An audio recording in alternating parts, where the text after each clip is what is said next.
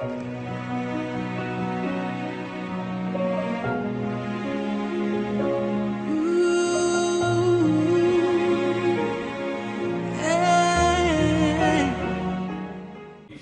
2021 kita sudah memasuki di bulan September, saudara ya. Tapi saya masih segar dalam ingatan akhir tahun 2020 yang lalu, pada saat kita akan masuk ke tahun 2021, Pastor Paul telah menerima satu tema untuk satu tahun ini, yaitu Worship and Wisdom, kalau saudara masih ingat ya. Penyembahan dan hikmat. Dan dua kata ini, saudara, ya, saya ingin menyelaraskan kembali dengan apa yang saya mau sampaikan hari ini. Saya mau selaraskan apa yang saya mau sampaikan dengan topik itu, saudara. Ya, tapi kalau bicara soal hikmat itu biasanya bicara soal apa ya,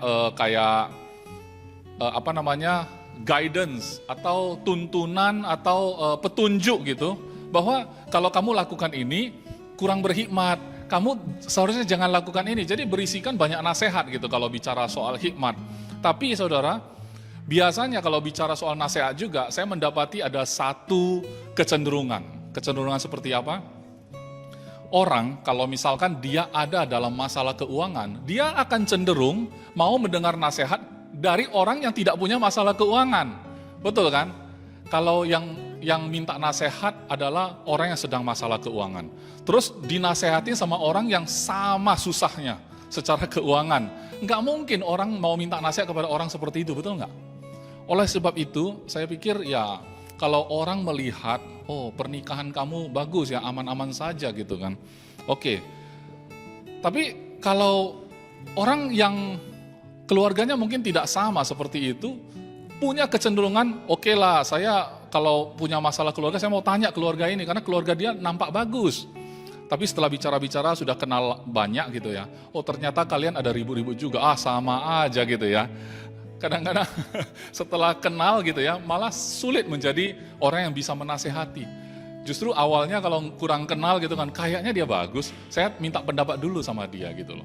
Jadi saudara, kalau misalkan kita, misalnya ya, saya kasih contoh aja, misalkan kalau kita sedang masalah ekonomi misalnya, kita pengen membuat satu bisnis atau usaha misalnya, pasti kita cari siapa ya yang sangat pakar dalam hal ini. Kita akan melihat orang-orang yang sukses, menurut kita saudara. Menurut kita. Tapi begitu kalau saudara paham, waktu dia buka pembukuannya, mungkin saudara geleng-geleng kepala. Ternyata ya gedungnya masih hutang. Ternyata ini semua pinjaman bank gitu ya. Akhirnya apa? Akhirnya rasa hormat kita agak turun. Ketika dia memberikan satu petunjuk-petunjuk, mungkin kita sudah mulai tanda tanya. Jangan-jangan dia juga menunggu kebangkrutan. Jadi kita kategorikan nggak layak memberikan saya nasihat. Ya kan? Makanya hikmat seperti apa yang kita butuh pada saat kita hidup di tengah-tengah dunia seperti ini. Nah, kita sudah bosan juga bahas soal COVID ya saudara, ya kan? Tapi saya saat ini punya kesempatan, karena saya bicara saudara dengar, maka saya mau menghimbau saudara, bagi yang belum melakukan vaksin, ya lakukanlah vaksin. Karena apa-apa yang sudah ditemukan, ya kan, bagi saya itu adalah hikmat. Kita nggak usah bahas soal ini hikmat manusia atau hikmat Tuhan, ya kan? Kepintaran manusia atau kepintaran Tuhan. Karena kalau kita terus membandingkan seperti itu, saya pikir Tuhan tidak perlu kasih kita kepintaran kalau begitu. Artinya kalau kita ada ilmuwan yang menemukan vaksin gitu ya, saya yakin Tuhan juga menganugerahkan kepintaran seperti itu untuk mereka supaya kita bisa nikmati gitu loh. Tiba-tiba kita yang notabene-nya orang percaya, enggak percaya dengan hal itu dan kita cenderung mengatakan, itu hikmat manusia, enggak mau gitu loh. Nah kalau kita dikasih nasihat untuk menabunglah, jangan hambur-hamburkan duit gitu kan. Berapapun yang kamu terima, sisihkan untuk masa depan misalnya. Itu hikmat manusia, kalau saya, Tuhan sudah jamin hidup saya, tabungan saya di surga gitu-gitu kan. Kalau begitu, pola pikir atau perencanaan keuangan atau apapun yang sudah dipikirkan oleh orang-orang yang ahli di bidangnya, apakah itu bukan dari Tuhan keahlian mereka gitu ya. Oleh sebab itu memang saya ingin memperjelas, sebenarnya hidup orang percaya itu tidak lepas dari hikmat saudara. Masalahnya kita harus unboxing hikmat ini dulu, unboxing ya, kalau kita beli produk kan unboxing, ini videonya unboxing kan. Hikmat itu seperti apa? Ya, hikmat itu seperti apa? Karena di dunia ini juga punya hikmat. Bagi saya nggak masalah ya, hikmat dunia, hikmat Tuhan gitu kan, nggak masalah. Yang masalahnya saya terhubung nggak sama Tuhan. Karena kalau saya terhubung sama Tuhan, kadang-kadang ya kan, selain hikmat-hikmat yang sudah ada, Tuhan memberikan pengertian yang lain lagi yang belum terpikir sebelumnya. Sehingga saat orang melihat, kok kamu bisa ya terpikirkan hal itu? Saudara sudah tahu itu bukan dari saudara, itu dari Tuhan. Tapi saudara yang tahu, orang lain nggak tahu. Pada saat itu saudara punya kesempatan untuk mengambil kemuliaan. Wah, siapa dulu dong kan gitu ya. Siapa dulu? Pastor khotbahnya bagus, dapat pewahyuan luar biasa. Siapa dulu ya kan? Nah, jadi bisa sih kita mengambil kesempatan untuk itu. Tapi bagi saya hikmat tidak seperti itu, saudara. Kita sendiri yang tahu kalau apa yang muncul dalam hati kita itu mungkin belum pernah terpikirkan oleh orang lain, ya kan? Misalnya saudara di bidang kedokteran, di bidang keuangan, di bidang apapun lah, di dunia yang saudara sedang tekuni, ya, bidang yang sedang saudara tekuni, saudara jadi pakar di dalamnya. Tapi nasihat-nasihat yang orang butuh dari saudara, saudara tahu. Saudara tidak bergantung dan mengandalkan pengalaman masa lalu saudara. Pelajaran di buku yang saudara pelajari, itu berguna, tapi saudara bukan mengandalkan itu. Tapi itu berguna, tapi bukan andalan. Tapi andalan kita adalah Tuhan sendiri. Ya, jadi saya ingin mengajak saudara kalau bicara soal minta nasihat, kata-kata hikmat, ya kan, karena tadi saya udah bilang kita cenderung akan menghargai orang-orang yang menurut kita di bidang itu dia lebih menguasai. Di dunia ini siapa sih yang berhak menasehati seorang konglomerat misalnya? Biasanya kalau pastor atau pendeta mengkonseling ya, memberikan diskusi atau konseling lah ya kepada konglomerat. Agak susah. Secara ekonomi konglomerat itu lebih kaya gitu misalnya. Tiba-tiba ya sudah, pastor kan pastor, mungkin ahli di bidang spiritual. Konglomerat berpikir, yang penting kamu bisalah blessing lah ya. Kalau misalkan bisnisku bisa lipat ganda nggak apa-apa, kamu datang jadi pawang gitu ya. Pastor jadi pawang gitu, jagain ya kan. Takut nanti kalau ada apa-apa kan ada faktor X. Saya konglomerat, tiba-tiba saya jadi miskin. Nah, untuk mencegah itu, karena nggak tahu faktor-faktor yang mempengaruhi ya kita siapkan juga lah pawangnya spiritual. Kalau saya Kristen, pastor gitu ya. Kalau yang lain mungkin yang lain lagi gitu kan. Tapi tidak begitu saudara. Tapi memang betul, karena mereka nggak mungkin minta pendapat tentang keuangan, karena mereka memang di atas pastornya. Oleh sebab itu saya mengajak saudara, minta pendapat atau hikmat atau nasihat dari seorang yang sangat-sangat kaya. Jauh di atas orang terkaya yang saudara tahu di muka bumi ini. Tapi dia hidupnya di ribuan tahun yang lalu memang, ya kan? Tapi Alkitab atau sejarah mencatat tidak ada lagi orang yang kaya melebihi dia. Saudara, bagi saudara orang Kristen, saudara tahu yang namanya Raja Salomo. Kalau saudara hari ini menyaksikan video ini bukan Kristen, saya mau kasih tahu, cari aja di Wikipedia, karena kalau saya suruh cari di Alkitab nanti dibilang apa ini, Kristenisasi. Enggak, saudara cari aja di Wikipedia, Raja Salomo itu raja seperti apa, kekayaannya seperti apa, hidupnya seperti apa, istrinya ada berapa gitu ya. Karena orang-orang sukses biasanya mereka suka, salah satu topik adalah bisa punya berapa istri gitu. Ya kan? Dia mampu menafkahi gitu loh. Nah, jadi kadang-kadang susah kita yang setia, tanda petik ya setia, ya kan? Alim gitu kan. Lu kan belum tahu gitu kan. Saya nggak mau dari saya deh. Kita sama-sama belajar unboxing aja hikmat dari seorang Raja Salomo yang dia terima hikmat itu dari Tuhan. Saudara yang belum Kristen, saudara cari saja di Wikipedia siapa Raja Salomo. Coba cek di sana bagaimana hidup dia, ya. Tapi ternyata Raja Salomo ini pernah ya di dalam kisah Alkitab dikatakan Tuhan tanya pada dia, mintalah apa yang hendak kuberikan kepadamu, kata Tuhan. Ini dialog dia dan Tuhan loh, saudara, luar biasa sekali. Tuhan nanya, kamu minta, ya kalau ini Kristen ya. Kalau yang non-Kristen mungkin saudara pernah dengar cerita tiba-tiba ada 3 permintaan gitu ya kan, 3 permintaan, saya minta ini, saya minta itu. Nah kira-kira seperti itu kalau Raja Salomo waktu itu ditawarin langsung oleh Tuhan Sang Pencipta. Mintalah apa yang hendak kuberikan kepadamu. Salomo minta hikmat. Konyol bukan? Tapi waktu itu dia raja. Jadi mungkin kita jangan salah paham dulu mungkin karena Salomo itu punya hikmat, makanya dia jadi raja. Tidak.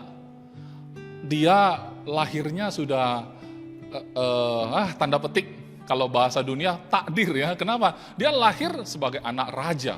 Raja Daud, namanya anak raja, itu adalah memang sudah nggak heran kalau dia bakal jadi raja. Dan dia jadi raja. Cuman bedanya waktu Tuhan suruh dia minta sesuatu, dia mintanya hikmat, saudara. Sebenarnya tanpa hikmat, orang bisa jadi raja. Saudara bisa kaya tanpa hikmat. Saudara bisa hari ini menjadi orang nomor 1 di Medan, di Indonesia, di Asia Tenggara, di Asia, bahkan seluruh dunia. Ya, orang terkaya di dunia nggak mungkin saksikan video saya ya, bahasa Indonesia soalnya. Tapi kalau ada yang mau masukin teks terus kirim ke orang terkaya di dunia, ya boleh juga sampaikan ke dia. Kamu tanpa hikmat, kamu bisa sukses memang. Kamu bisa punya posisi memang, tanpa hikmat memang bisa. Tapi tolong dengarkan apa pesan dari orang yang sudah sukses duluan, dan Tuhan suruh dia minta sesuatu, dia mintanya hikmat. Apa nasihat dia untuk kita? Karena Alkitab mencatat, sejarah mencatat, tidak ada lagi orang lebih kaya dari dia.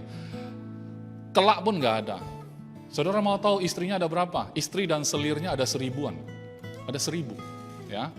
Pokoknya kalau saya suka gambarkan ya, fantasinya pria, itu realitanya dia. Jadi kalau pria-pria sok-sok berfantasi, kamu masih kalah sama Salomo. Salomo itu sudah mentok kalau soal begituan ya. Harta, jangan dibilang. Tahta, jangan dibilang. Wanita, enggak usah dibilang ya. Saudara tahu soal tahta. Itu bukan hanya dia saja yang kaya dan super kaya setelah dia terima hikmat itu. Karena kata-kata dia penuh hikmat, saudara. Raja-raja di sekitaran, raja-raja dari jauh itu datang ke dia. Dan mereka semua takjub dengan hikmat dia. Takjub ya saudara. Itu mereka bertekuk lutut. Kalau zaman dulu raja itu bisa bertekuk lutut dengan raja lain, itu namanya dia sudah benar-benar takluk. Itu adalah gambaran menyembah. Ya kan? Walaupun dia punya kuasa, tapi dia punya raja yang lebih hebat dari dia takluk sama dia. Makanya saya tadi bilang, kalau misalkan orang seperti itu yang bicara, lebih masuk ya. Kalau saya ngomong kan nggak masuk ya. Alah, kamu ngomong-ngomong hidupmu sendiri gimana gitu. Tapi kalau orang sudah sukses kayak dia, udah punya semua kuasa, sudah punya semua tadi ya, tata harta wanita tadi. Kalau dia bicara, saya rasa saudara harus dengar ya. Saudara harus dengar. Ya kan, nggak ada lagi yang lebih dari itu soalnya. Secara manusia. Secara manusia. Kita nggak usah bicara terlalu tinggi dulu. Manusia aja ya. Oke, saya akan unboxing ya dari Amsal, karena Amsal itu adalah kata hikmat yang dirangkum dalam satu tulisan. Jadi katakanlah ini hasil karya dari Raja Salomo. Hasil karya, kalau kita pencinta seni ya, pecinta puisi, pecinta karya seni dalam bentuk tulisan, ini adalah tulisan-tulisan Raja Salomo yang sudah dia dia rangkum dari hidupnya. Apa yang dia ketahui tentang hikmat. Itu sangat luar biasa, tata bahasanya luar biasa. Saudara, sebenarnya Amsal 9 saya mau baca bersama dengan saudara, tapi nanti ya kan saudara coba baca juga Amsal 1 sampai semuanya Amsal. Saya dengar youth juga lagi bahas Amsal. Ya, jadi saudara unboxing aja soal Amsal ini. Hikmat, karena kita sedang bicara worship and wisdom, penyembahan dan hikmat. Kenapa penyembahan di depan? Ini ada jawabannya di sini ya. Tapi baca dulu.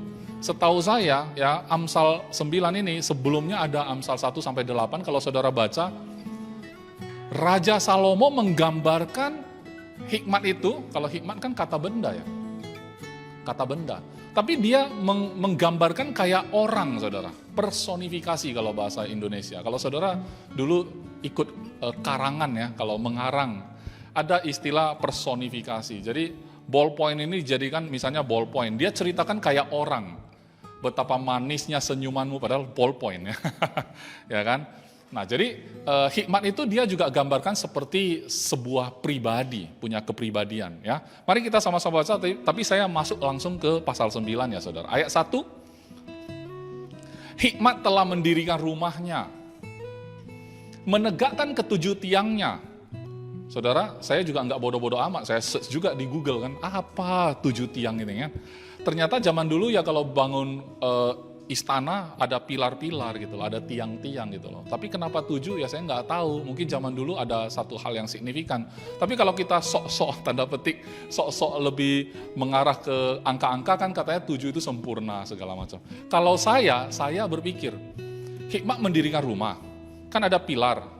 Ya artinya kita kalau rumah tangga itu ada faktor ekonomi, ada faktor kasih sayang, ada faktor kesehatan, ada faktor pergaulan misalnya, atau aspek-aspek dalam hidup kita. Artinya segala aspek ya hikmat bisa dirikan rumahnya, ya kan? Menegakkan ketujuh aspek misalnya ya. Ini hanya gambaran yang saya sendiri bisa dapatkan gitu kan. Tapi terserah karena ini nggak ada pengertian yang bisa kita telusuri lebih lanjut karena ini seperti karya tulis ya. Hikmat telah mendirikan rumahnya, menegakkan ketujuh tiangnya. 2, memotong ternak sembelihannya, mencampur anggurnya dan menyediakan hidangannya. Bagi saya ini gambaran zaman dulu.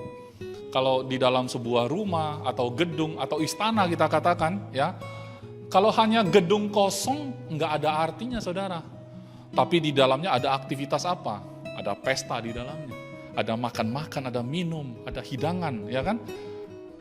Terus apalagi ayat 3, pelayan-pelayan perempuan telah disuruhnya berseru-seru di atas tempat-tempat yang tinggi di kota. Berseru apa? Ya mungkin itu adalah budaya zaman dulu kan.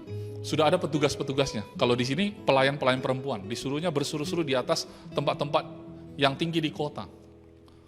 Ya. Mungkin kalau zaman selebgram sekarang ya posting dulu di IG story-mu ya kan? Seperti ini ya. Ayat 4. Siapa yang tak berpengalaman singgahlah kemari. Ada undangan kan? Dan kepada yang tidak berakal budi katanya, marilah, makanlah rotiku dan minumlah anggur yang telah kucampur.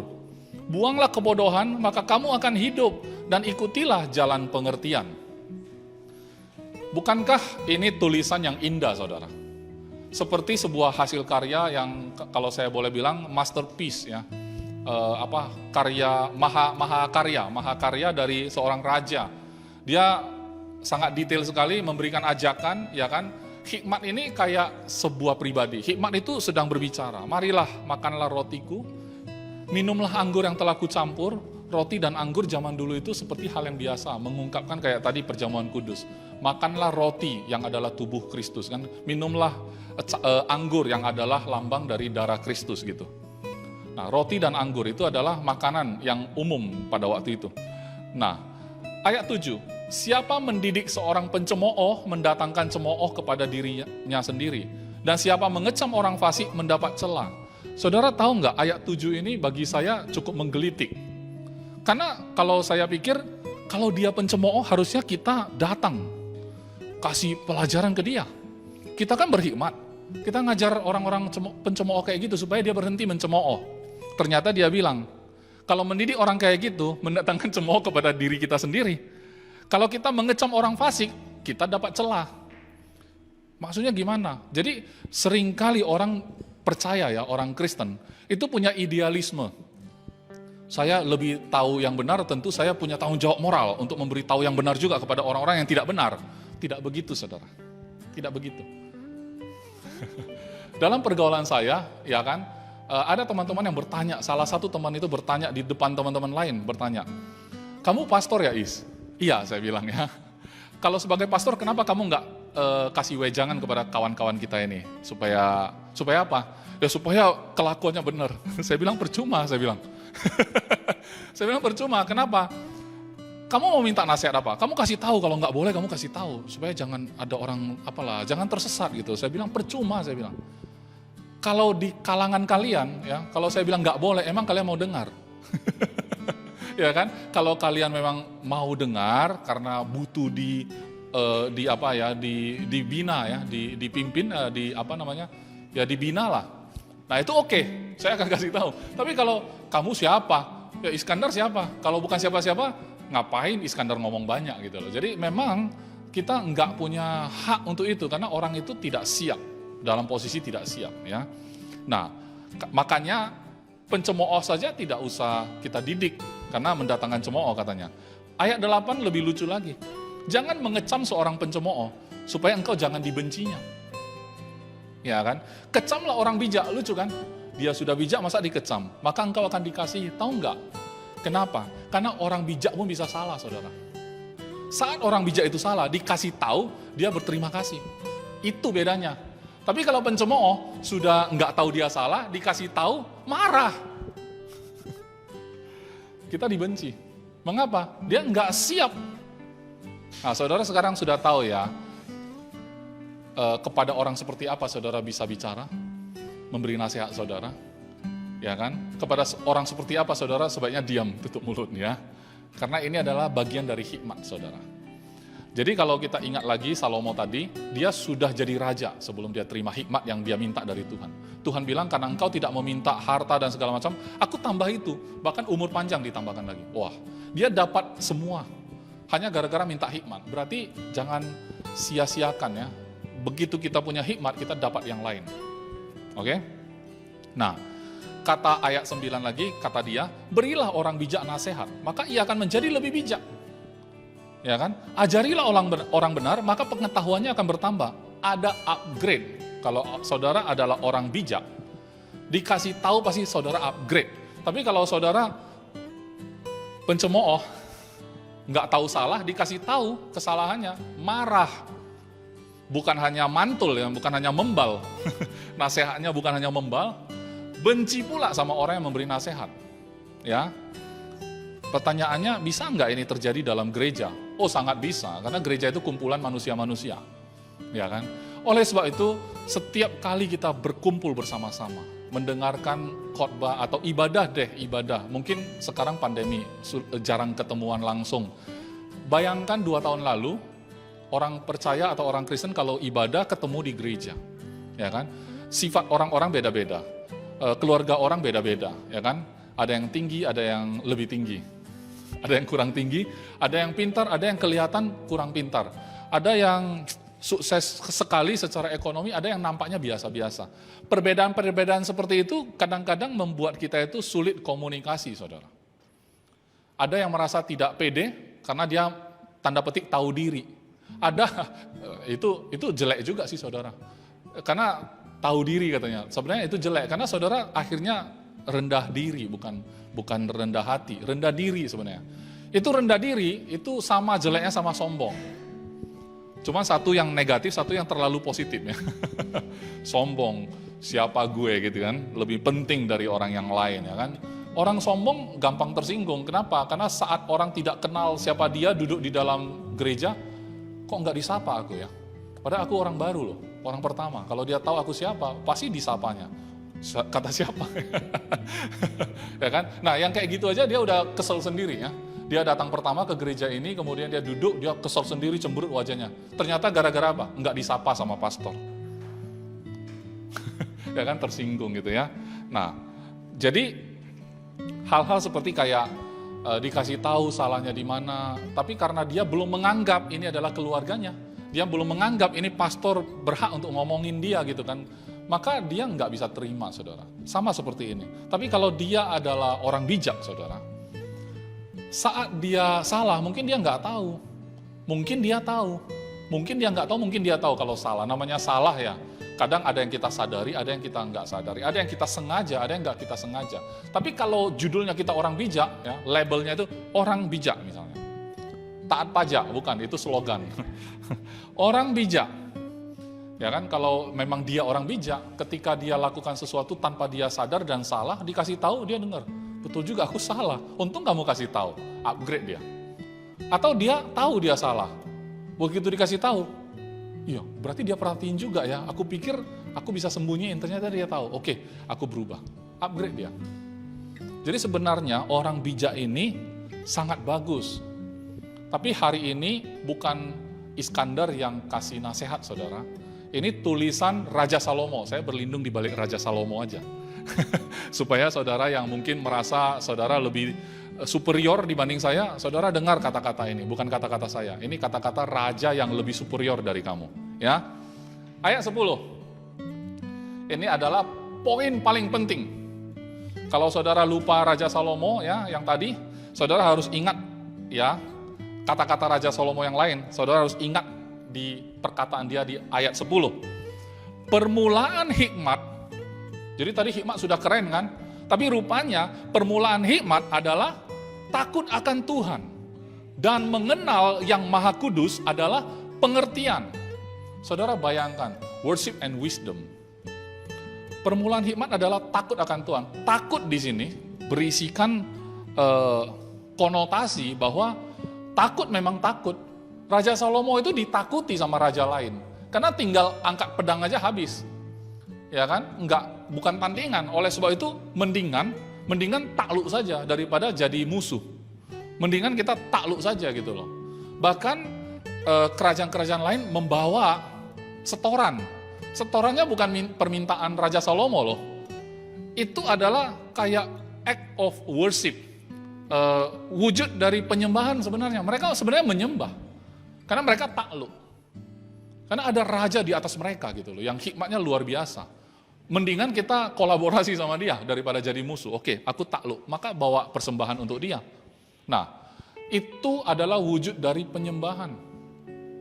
Nah, takut akan Tuhan, bukan takut akan Raja Salomo. Raja Salomo nggak ada di sini. Saudara, sehebat-hebatnya Raja Salomo, saya pikir hidup saya masih lebih bagus ya. Kenapa? Karena saudara harus baca nanti kitab berikutnya setelah dia sudah jatuh ya. Sangat jatuh dia bilang, kitab pengkhotbah, dia bilang hidup ini sia-sia. Usaha menjaring angin. Jadi kalau saudara sedang menjaring pundi-pundi emas ya, Raja Salomo sudah ada. Ya kan, tempat minumnya semua dari emas segalanya ya kan. Ya, katanya di zaman dia perak itu nggak ada harga, sama sekali nggak ada harga. Sekarang perak ada harga, dibuat commodity trading ya, diperdagangkan, mahal ya perak itu. Ya, jadi kalau pedagang perak, kaya sekali zaman sekarang. Tapi zaman dulu itu nggak ada harga, berarti saudara bisa bayangkan betapa makmurnya Raja Salomo. Semakmur itu Raja Salomo, dia bilang itu usaha menjaring angin. Ya, coba kita berhenti sejenak dari apa yang sedang kita kejar dalam hidup kita. Coba kita berhenti sejenak. Apa yang aku mau kejar ini? Orang yang sudah berhasil dapat semua, dia bilang usaha menjaring angin. Jangan-jangan nanti aku berakhir seperti itu. Stop dulu sebentar. Ya, kalau saudara bisa baca apa yang menjadi hikmat dia, saudara tidak akan menjaring angin, saudara. Saudara nggak akan berakhir seperti dia yang ujung-ujungnya bilang nggak ada apa-apa. Ya kan? Saya bersyukur ada figur sesukses itu, sekaya itu, seberkuasa itu, bisa kita baca hidupnya terang benderang, transparan, apa adanya. Bahkan waktu dia berkuasa, bahkan sampai dia sudah jatuh, terang benderang. Ya. Nah, permulaan hikmat adalah takut akan Tuhan. Takut juga bicara soal takjub. Jadi orang membawa persembahan ke Raja Salomo itu karena takjub akan hikmatnya. Benar-benar kagum gitu loh, kagum sama dia. Saudara kalau takut akan Tuhan sama kayak gitu. Ketika kita kagum akan Tuhan, ketika kita tahu kita ini nggak ada apa-apa dibanding Tuhan gitu yang menciptakan kita. Kalau kita ya traveling gitu kan, kita lihat luar biasa sekali tanah di Indonesia. Itu baru Indonesia, saudara. Saudara sudah kagum. Kagum itu akan berakhir dengan penyembahan, saudara. Betul nggak? Kagum itu akan masuk ke dalam penyembahan. Saking kagumnya kita akan persembahkan semua. Aku nggak ada apa-apa. Semua Tuhan gitu. Nah pada saat itulah hikmat muncul, saudara. Jadi kalau saudara mengagumi apa yang saudara miliki, memalukan sih. Karena Tuhan memiliki semuanya, biasa-biasa aja. Kita baru punya segitu, sombongnya udah luar biasa.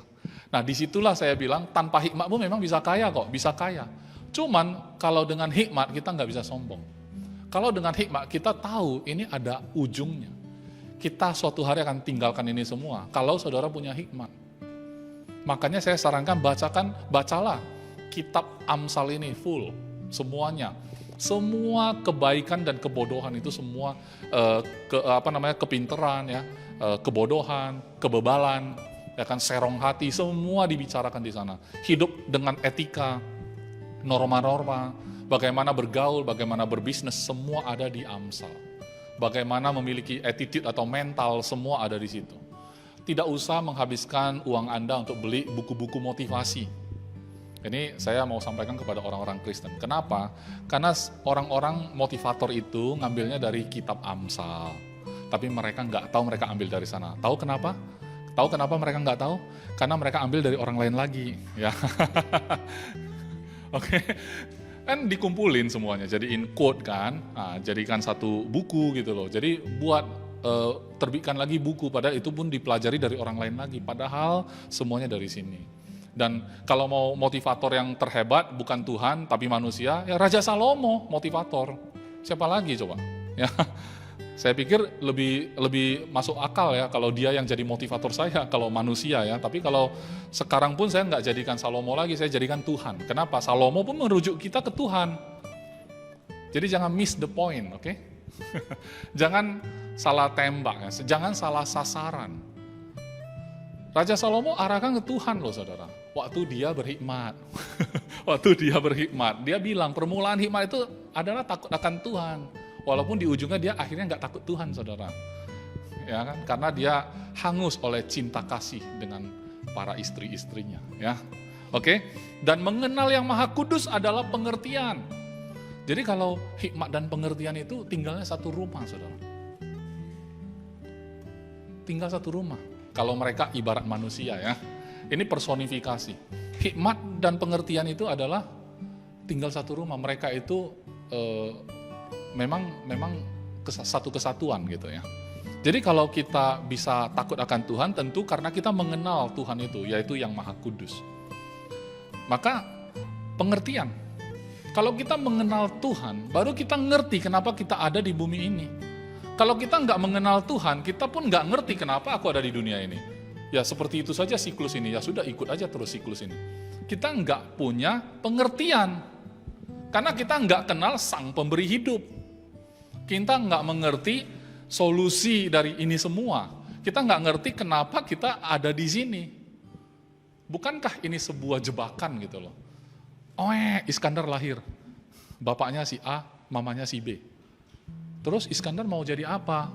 Iskandar mau jadi apa? Tunggu dulu, kawannya jadi apa? Ikut kawannya kan? Kawannya sekolah ikut sekolah, kuliah. Semua ikut aja. Ada yang jadi pendeta, aku mau juga. Ya. Akhirnya kan kita ikut di siklus. Tapi siklus itu membuat kita itu jenuh dengan hidup ini dan tanpa pengertian apa-apa kita numpang lewat di dunia ini. Numpang lewat, tahu ya kalau kita mau ke Brastagi kan lewat Pancur Batu ya. Ya kan? Kan sesak pipis. Pinjam toilet di rumah warga. Pak, numpang boleh nggak Pak? Saya sesak pipis ya. Silakan, dikasih air minum, mungkin dikasih makan dulu ya kan. Sebelum melanjutkan perjalanan silakan Pak, makan Pak. Wah, kita makan dulu, akhirnya kita lupa mau ke Brastagi. Waktu kita ingat, ke Brastagi. Pak, kami pamit Pak, kalau kelamaan nanti kemalaman sampai ke Brastagi. Oke, silakan jalan, hati-hati ya Pak, bye-bye gitu. Sampailah Brastagi. Jadi Pancur Batu itu adalah tempat numpang lewat. Jangan saudara hidup ya sampai tutup usia numpang lewat kayak seperti tadi. Ya. Saudara, kalau mengenal yang Maha Kudus, saudara tahu tujuannya mana, awalnya mana, akhirnya kemana, kenapa bisa ada di sini. Sekarang perjalanan, saudara nggak jalani dengan bingung. Kenapa? Karena saudara punya hikmat dan pengertian. Amin.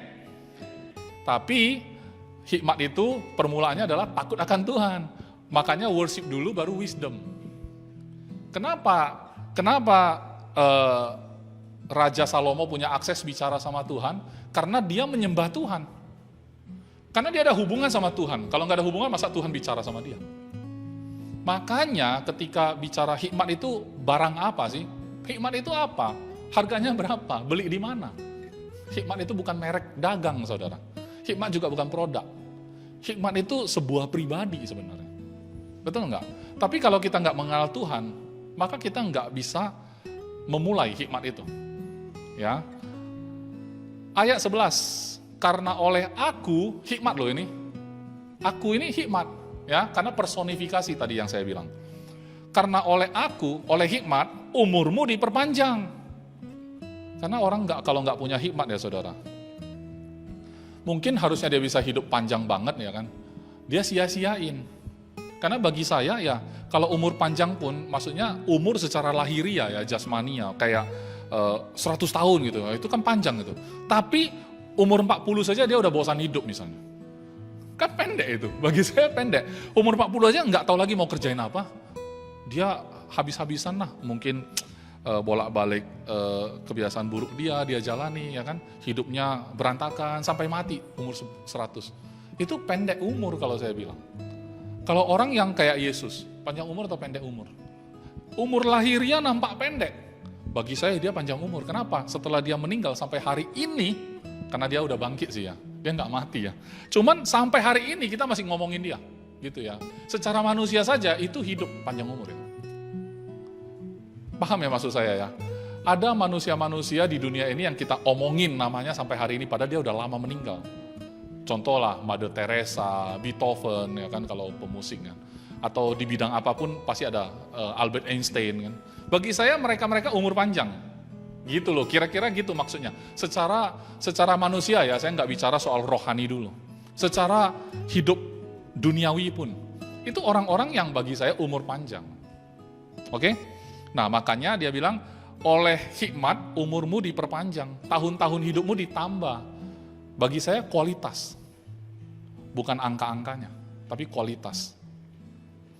Jikalau engkau bijak, kebijakanmu itu bagimu sendiri. Jikalau engkau mencemooh, engkau sendirilah orang yang akan menanggungnya. Jadi, ya kalau kita maknai, ya makanya apa yang kita lakukan itu balik ke kita. Ya, balik ke kita. Ayat 13, perempuan bebal cerewet. Kenapa harus kata perempuan ya? Sangat tidak berpengalaman ia dan tidak tahu malu. Ya, yang kayak gitu kita cepat lewat aja. Ayat 14. Ia duduk di depan pintu rumahnya, di atas kursi di tempat-tempat yang tinggi di kota. Dan orang-orang yang berlalu di jalan dan lurus jalannya diundangnya dengan kata-kata, siapa yang tak berpengalaman singgahlah kemari, 2 kali ya. Dan kepada orang yang tidak berakal budi katanya, air curian manis. Dan roti yang dimakan dengan sembunyi-sembunyi lezat rasanya. Tetapi orang itu tidak tahu bahwa di sana ada arwah-arwah.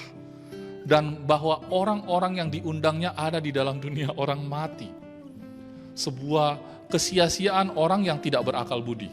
Sebuah kesia-siaan orang yang tak berpengalaman. Oleh sebab itu saudara, tepat di tengah ayat 10 tadi itu permulaan hikmat adalah takut akan Tuhan. Dan mengenal yang Maha Kudus adalah pengertian, itu adalah kata kunci untuk hari ini. Itu adalah worship and wisdom bagi kita. Tapi persoalannya adalah, aku ini mau mengenal yang Maha Kudus, tapi apakah aku layak bicara di depan yang Maha Kudus, sedangkan aku tidak kudus.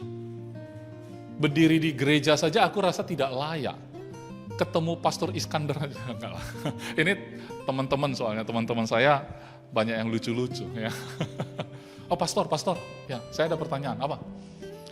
Pastor itu pernah selingkuh, pastor yang mana sih? Ya kamu, dia bilang. Ya kamu. Jadi saya nggak mungkin dong kalau saya bilang, enggak gitu kan. Allah, kamu kan nggak ketahuan katanya gitu. Kan percuma ketika orang tidak percaya, apapun yang kamu omongkan nggak percaya. Tapi kalau mereka cukup mengenalmu, dia nggak usah lontarkan pertanyaan begituan. Kalau dia cukup mengenalmu, betul nggak? Tapi saya maklum dong, karena saya kan orang bijak. Ya. Makanya saya bilang, saya ngomong apapun kamu kan nggak percaya gitu loh. Karena memang saya aja nggak perlu ngomong nggak boleh begitu. Ya kan, kamu tinggal jawab saya. Kamu siapa? Kamu bukan siapa-siapanya aku. Iyalah, karena orang tuamu kalau ngomong aja belum tentu kamu mau patuh, saya bilang. Orang tuamu yang ngomong belum tentu patuh, apalagi saya cuman kawan, saya bilang. Betul juga ya. Saya nggak mau nyusahin kawan gitu. Saya bilang nggak boleh, tapi dilanggar juga, nanti kan jadi beban, ya kan? Ketemu Iskandar jadi malu gitu kan. Nggak usah lah, ya. Jadi ya, itulah kira-kira dialog saya dengan teman saya, saudara. Ya mungkin suatu hari teman itu menyaksikan video ini, mungkin sekarang belum ya, Ini kan tahun 2021, mungkin tahun 2025 saksikan video ini ya. Saudara, jadi memang betul, kalau kita bertanya, apakah aku layak mengenal yang Maha Kudus? Aku kan tidak kudus. Betul. Berarti saudara tahu diri. Aku takut akan Tuhan, aku takut sama Tuhan memang, ya kan? Tapi kalau mengenal, jangan-jangan aku nggak layak. Oleh sebab itu mari kita masuk di Kolose 2. Ini kabar baik untuk kita semua. Baik yang merasa hidupnya sudah bagus, maupun yang merasa hidupnya kacau balau ya. Ini kabar baik untuk saudara. Saya mengasihi orang yang hidupnya kacau balau hari ini. Kenapa? Karena Tuhan mengasihi saudara. Ya, Tuhan mengasihi saudara, makanya saya terpaksa mengasihi saudara. Enggak lah, bercanda. Soalnya gini, di tengah kekacaubalauan hidup kita, karena kita belum punya hikmat dan pengertian tadi saja. Oleh sebab itu, saya mau perkenalkan sebenarnya hikmat dan pengertian itu siapa, saudara. Itu aja poin saya. Ketika saudara punya pengenalan akan, punya hubungan dengan sang hikmat dan sang pengertian itu, maka hidup saudara yang kacau balau tadi, saudara mulai pelan-pelan akan terbenahi. Dan tugas saya sebagai pastor di sini atau teman saudara ya, ikut berbahagia gitu. Ikut berbahagia karena saya juga hidup yang kacau. Saya juga butuh Tuhan, ya kan? Tapi nggak mungkin saya punya hikmat itu kalau saya tidak mulai dengan penyembahan saya. Tapi tidak mungkin saya menyembah kalau saya tidak diterima Dia terlebih dahulu. Ya kan? Kayak Raja Salomo. Kalau raja lain, walaupun dia takjub kagum katanya mau bawa persembahan, bawa emas berapa peti gitu ya. Kalau si Raja Salomo bilang, jangan kasih masuk, nggak bisa ketemu, betul nggak? Kita mau ketemu bupati aja susah, ya kan? Siapa? Dari mana? Dari forum komunikasi ini gitu. Mana latar belakangnya? Belum tentu diterima. Begitu diterima foto-foto kan gitu ya. Begitu diterima sama gubernur langsung foto-foto di situ. Dicetak lagi ya, langsung taruh di tokonya ya, supaya keren, aku kenal sama gubernur, padahal gubernur gak kenal aku, cuman kemarin ketemu ya, dari forum apa gitu kan, foto sebentar, lupa dia siapa kita. Tapi Tuhan tidak pernah lupa sama kamu, ya. Cuman saudara gak bisa foto-foto sama dia, karena dia adalah roh. Kalau dia adalah roh, berarti saya sekarang lagi sama dia, betul gak? Ya, ya bisa ya. Di sebelah? Enggak, saya di dalam dia, dia dalam saya ya. Oke, nah Kolose 2 ini ya kan kita akan baca supaya kita punya gambar bahwa hikmat itu sebenarnya apa. Yang tadi personifikasi di Amsal itu orang ya, pribadi. Hikmat itu pribadi, bisa bicara, ya kan, bisa merangkul, bisa mendidik gitu ya. Nah, jadi saya ajak kita di Kolose pasal 2 ayat 1, karena aku mau supaya kamu tahu bahwa beratnya perjuangan yang kulakukan, ini kata Paulus ya, kepada gereja yang ada di Kolose waktu itu. Dan untuk mereka yang di Laodikia dan untuk semuanya yang belum mengenal aku pribadi, supaya hati mereka terhibur dan mereka bersatu dalam kasih, sehingga mereka memperoleh segala kekayaan dan keyakinan pengertian dan mengenal rahasia Allah, yaitu apa? Rahasia Allah itu rahasia kan, yaitu apa? Kristus. Rahasia itu harus agak bisik-bisik. Kristus. Ayat 3. Sebab di dalam Dialah Kristus ya, tersembunyi segala harta, hikmat dan pengetahuan. Hal ini kukatakan supaya jangan ada yang memperdayakan kamu dengan kata-kata yang indah. Sebab meskipun aku sendiri tidak ada di antara kamu, tetapi dalam roh aku bersama-sama dengan kamu. Dan aku melihat dengan sukacita tertib hidupmu dan keteguhan imanmu dalam Kristus. Saudara, kalau saya bayangkan saya jadi Paulus, mungkin gereja-gereja orang percaya zaman itu kan hasil pelayanan dia. Dia ke kota ini, ke kota itu, ada yang utusan dia yang pergi, ya kan? Akhirnya orang percaya di sana. Dan orang-orang seperti itu dianggap anak sama dia, saudara. Karena Paulus itu nggak punya anak secara lahiria yang saya tahu di Alkitabnya. Nah, tapi orang-orang yang hasil dari pelayanan dia itu dianggap anak dia sendiri. Bagaimana kalau dia tulis surat kepada anak sendiri dari jarak jauh ya, nggak bisa hadir langsung di sana, tidak bisa langsung mendidik di sana, tidak bisa langsung membangun hidup mereka, tapi dia harus bergantung kepada Kristus. Oleh sebab itu dia kasih langsung rahasianya kepada orang percaya itu. Ternyata rahasianya adalah Kristus. Kristus itu apa? Karena Kristus adalah di dalam Kristus ya, tersembunyi segala harta hikmat dan pengetahuan. Jadi sebenarnya sang hikmat itu sendiri ya pribadi Tuhan. Dan pribadi Tuhan itu hanya bisa kita gapai atau kita sentuh kalau kita ada dalam Kristus itu. Karena kelayakan kita, kalau pakai rumus, begitu dimasukkan untuk berhubungan sama Tuhan, nggak bisa. Karena kita nggak maha kudus. Tuhan maha kudus, kita nggak kudus. Jangankan kita maha kudus, kudus aja enggak. Ya kan? Kalau maha terlalu ya. Kudus aja enggak. Kalau kudus itu pakai kadar, mungkin 10% pun enggak. Kalau pakai kadar ya. Kalau alkohol kan sekarang harus 97, ya. Baru bisa ini ya, jadi hand sanitizer. Kalau terlalu rendah juga enggak ngefek gitu. Apalagi kekudusan kita yang enggak seberapa itu. Ya kan? Jadi memang jalannya adalah rahasia Kristus. Ya, rahasianya itu. Kalau saudara terima Kristus hari ini, kalau saudara masuk ke dalam, maka saudara punya hikmat itu. Karena disitulah saudara bisa menyembah Tuhan. Karena di posisi Kristus, di posisi dalam Kristus baru bisa terima posisi untuk menyembah. Mengapa bisa posisi menyembah? Karena saudara jadi benar. Karena kebenaran Kristus itu yang saudara ambil. Saudara kenakan kebenaran Kristus. Kenapa saya pakai 2? Ya, ini contoh ya, nama. Jadi Iskandar di dalam Kristus. Udah nggak nampak lagi Iskandar. Dari luar nampaknya Kristus. Jadi Bapak melihat kita jadi orang yang kudus. Nah, ketika melihat kita seperti Kristus adanya, yaitu kudus, maka kita berhak untuk menyembah. Saat kita berhak menyembah, dalam Kristus itu pun terkandung tersembunyi segala harta hikmat dan pengetahuan. Makanya orang yang dalam Kristus tidak heran ya dalam hidupnya itu tiba-tiba punya pemikiran, punya pengetahuan yang orang tidak punya, saudara. Nggak tahu bagaimana. Oleh sebab itu, ya ini kata-kata hikmat ya saudara. Di dalam kitab Amsal banyak dikatakan bahwa jangan sekali-kali korbankan integritas, misalnya. Contoh. Kadang-kadang kita itu manusia, ketika tidak punya duit, kita korbankan loh harga diri. Betul nggak? Demi apa? Demi hal yang kita belum punya. Kalau belum punya duit, ya korbankan segala. Keluarga pun dikorbankan, demi duit karena belum punya.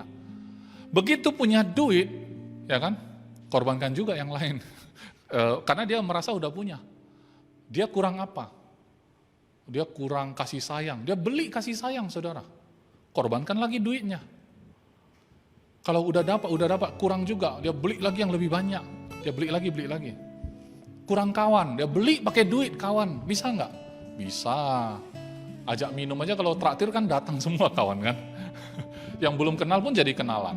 Abang, ada abang di sana, mau traktir. Datanglah semua. Satu kampung bisa kita hadirkan kalau memang kita mencoba pakai duit gitu ya. Makanya saya pikir kalau orang demi apa yang dia nggak punya, dia rela korbankan yang lain yang dia punya. Kalau saudara punya harga diri, saudara jangan korbankan harga diri itu demi duit. Betul nggak? Reputasi, integritas, kalau di Amsal itu sangat mengedepankan yang namanya integritas. Ya kan? Kita bisa dipercaya, orang yang bisa dipercaya, orang yang jujur, tidak pernah berlaku serong, ya, itu nilainya, harganya sangat mahal, nggak bisa dibeli pakai duit, saudara.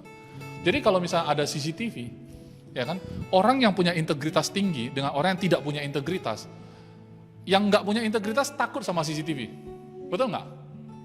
Karena dia dibatasi geraknya. Oleh sebab itu, kalau dia dibatasi oleh gerak, ya kan, CCTV, dia akan cari di mana yang nggak ada CCTV. Nah, disitulah dia jahat. Tapi kalau orang yang punya integritas, dia bahkan nggak perlu hafal di mana ada CCTV. Bagi dia, mendingan ada CCTV. Supaya semua orang tahu bahwa kita nggak aneh-aneh.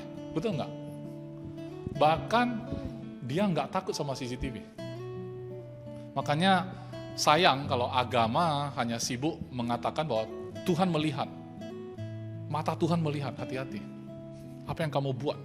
Buat yang baik, buat yang jahat, hati-hati. Awas, Tuhan melihat.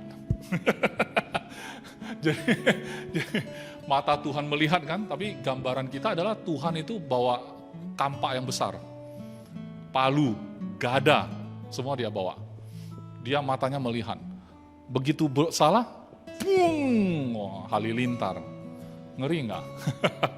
Kalau memang itu kerjaan Tuhan, saya pikir dia nggak layak jadi Tuhan. Ya. Saya masih lebih bagus dari itu. Ya kan? Tuhan tidak perlu pakai CCTV sampai segitunya, mata Tuhan melihat gitu kayak CCTV, enggak. Tapi kita sebagai manusia, jangankan di hadapan Tuhan yang tak tersembunyi. Di hadapan manusia pun kita nggak perlu tersembunyi apabila kita punya integritas.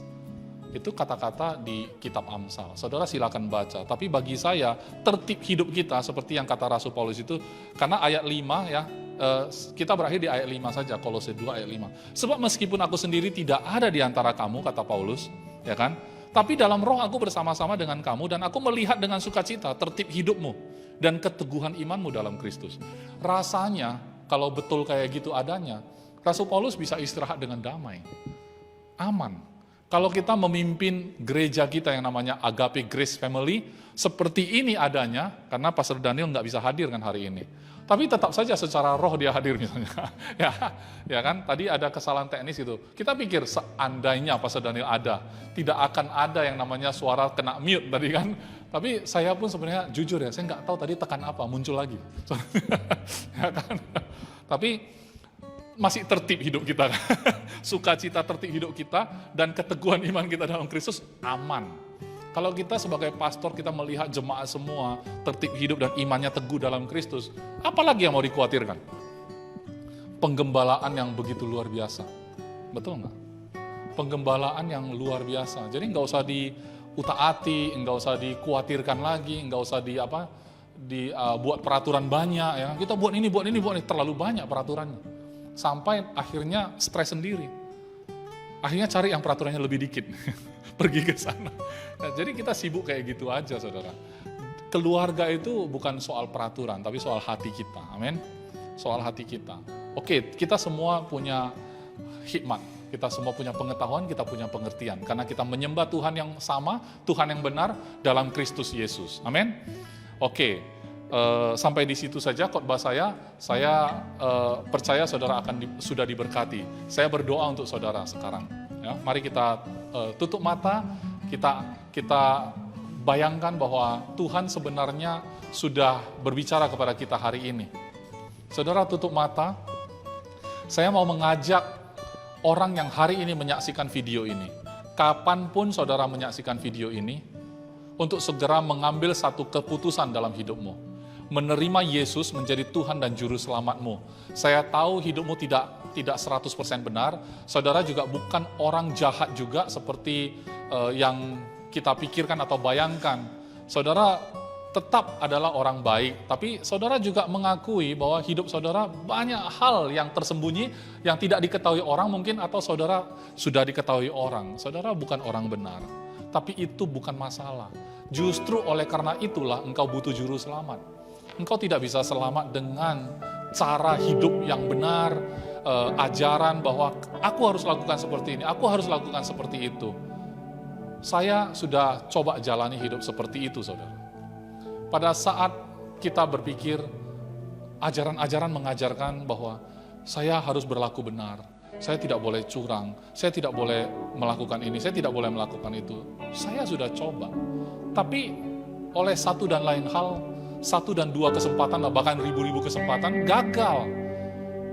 Saya nggak tahu bagaimana dengan saudara. Mungkin saudara mencoba untuk menjadi orang baik, saudara mencoba menjadi orang benar, tapi saudara tahu nggak bisa benar. Mungkin nantilah setelah saya agak tua, saya mengambil keputusan untuk mulai membenahi hidup saya tidak mau lagi hidup dengan segala hawa nafsu saya mau bertobat tanda petik setelah saya tua nanti. Izinkan saya menikmati dulu hidup ini. Saudara, saya mau kasih tahu, itu bukan kenikmatan hidup yang sesungguhnya. Ketika engkau menghabis-habiskan masa mudamu, dan engkau pikir dengan cara seperti itu engkau bisa menikmati dengan penuh, engkau sedang menyia-nyiakan hidupmu, saudara. Yang benar adalah, saudara harus kenal Tuhan yang benar, Tuhan yang Maha Kudus itu. Di saat itulah saudara mulai perjalanan hikmatmu. Saudara baru tahu ternyata bukan itu yang menyenangkan hati. Ternyata hidup seperti itu justru membuat kita susah.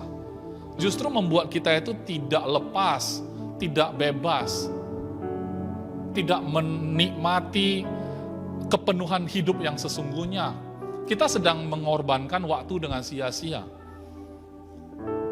Banyak orang yang tidak bisa seperti itu. Karena kalau hari ini saudara sakit, saudara mungkin merasa itu nggak penting lagi. Saudara cuma pentingnya satu, yaitu sembuh. Tapi hari ini saudara karena masih sehat, saudara pikir, enggak, aku mau habiskan hidupku dengan foya-foya dulu, dengan menikmati kenikmatan duniawi dulu.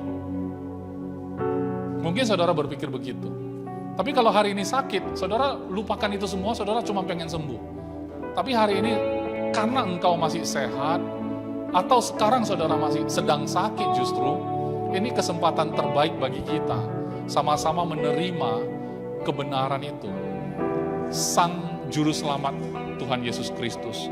Kalau saudara adalah orang itu, saudara mau menerima Yesus menjadi Tuhanmu, sekarang juga ikuti saya berdoa. Tutup matamu, ikuti saya berdoa. Tuhan pencipta langit dan bumi, aku mendengar tentang Engkau, aku juga mendengar tentang Yesus Kristus, yaitu Engkau yang menjadi manusia, menjalani hidup manusia sempurna, akhirnya mati disalibkan. Sekarang, aku terima Engkau menjadi Tuhanku dan Juru Selamat hidupku, sekarang sampai selama-lamanya. Terima kasih Tuhan, oleh karena Engkau Tuhan Yesus, aku panggil Tuhan sebagai Bapakku. Bapa, aku bersyukur Engkau angkat aku jadi anak-Mu. Ubahlah hidupku, ubahlah hatiku, Roh Kudus masuk dalam hidupku. Terima kasih Tuhan. Di dalam nama Tuhan Yesus, aku mengucap syukur. Amin. Saudara selamat kalau saudara mengikuti doa bersama saya tadi itu. Saya ucapkan selamat sekali lagi untuk saudara, karena saudara adalah anak dari Allah yang Maha Tinggi, Allah yang Maha Kudus. Perjalanan hikmat-Mu dimulai sejak hari ini. Tuhan Yesus memberkati.